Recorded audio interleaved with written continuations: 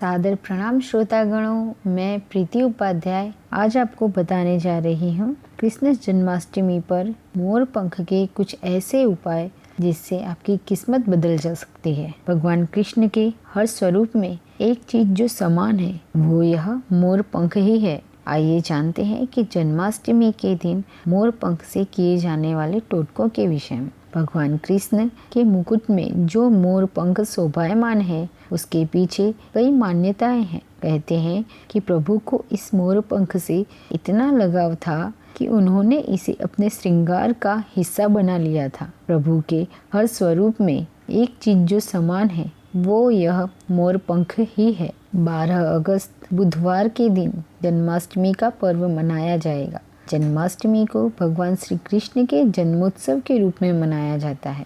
इस दिन भक्त श्री कृष्ण के आने की खुशी मनाते हैं। भगवान श्री कृष्ण का श्रृंगार किया जाता है। वहीं मोरपंख उन्हें बहुत प्रिय है।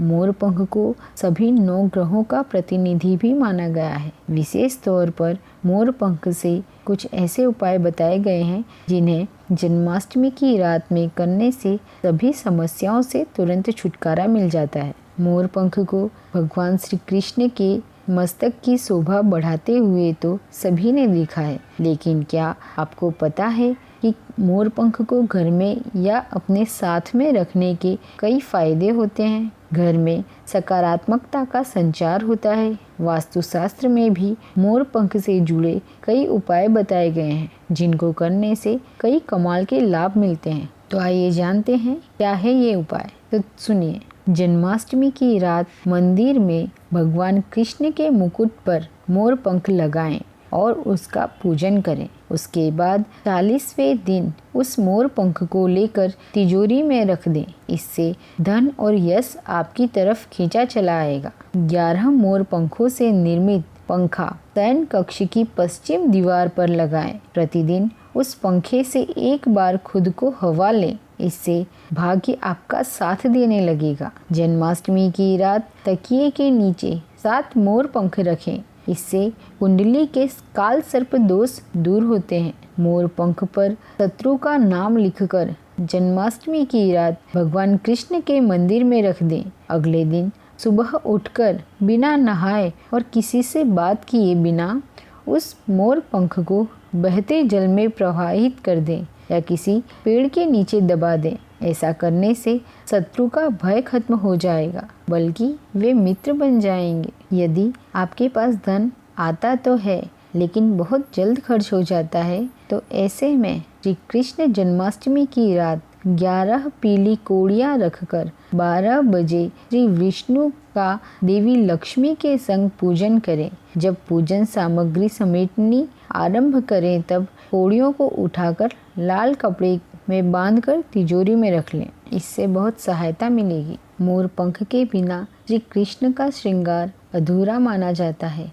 इसलिए भगवान श्री कृष्ण की मूर्ति के साथ मोर पंख अवश्य लगाना चाहिए। ऐसा करने से नकारात्मक ऊर्जा नहीं आती है। अगर आपका कोई काम बहुत दिनों से पूरा नहीं हो पा रहा है या कुछ न कुछ बाधा आ रही है, तो किसी पूजा स्थल पर जाकर राधा कृष्ण की मूर्ति के पास मोर पंख रख आएं और 40 दिनों के बाद उसे अपने घर पर लाकर रख दें। ऐसा करने से बिगड़े काम बनने शुरू हो जाएंगे। वैसे तो बच्चे शौक में भी किताबों में मोर पंख रखते हैं, लेकिन क्या आपको पता है जिनका मन पढ़ाई में नहीं लगता उन्हें अपनी किताबों में मोर पंख रखना चाहिए। ऐसा करने से पढ़ाई में रुचि बढ़ती है। अगर आपके घर के आग्नेय कोण में वास्तु दोष है तो आप इस दिशा में मोर पंख लगा सकते हैं। रेशम के पीले कपड़े में मोर पंख को लपेटकर अपने साथ रखना चाहिए।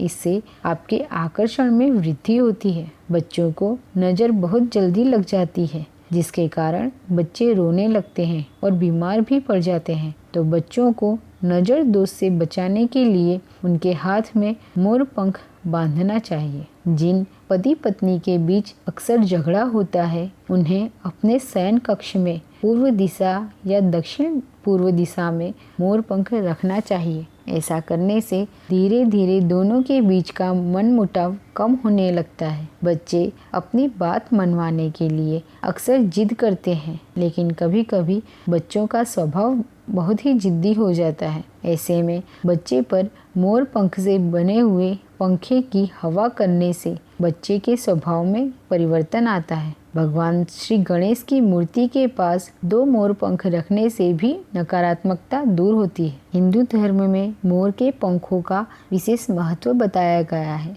मोर के पंखों में सभी देवी देवताओं और सभी नवग्रहों का वास होता है। और यह भी विशेष गौर करने लायक तथ्य है कि घरों में मोर पंख रखने से कीड़े मकोड़े घर में दाखिल नहीं होते हैं। इस तरह पौराणिक काल में भी महर्षियों द्वारा इसी मोर पंख की कलम बनाकर बड़े बड़े ग्रंथ लिखे गए हैं। मोर के विषय में माना जाता है कि यह पक्षी किसी भी स्थान को बुरी शक्तियों और प्रतिकूल चीज़ों के प्रभाव से बचाकर रखता है। यही वजह है कि अधिकांश लोग अपने घरों में मोर के खूबसूरत पंखों को लगाते हैं। तो ये थी मोर पंख के विषय में जानकारी। तो दोस्तों, अगर आपको मेरी यह वीडियो अच्छी लगी हो तो लाइक व शेयर करें तथा मेरे चैनल को सब्सक्राइब करें और वीडियो को अंत तक जरूर देखें। और अंत तक देखने के लिए मैं आपका अभिवादन करती हूँ और कमेंट बॉक्स में राधे राधे लिखकर मुझे प्रेरित जरूर करिए। धन्यवाद।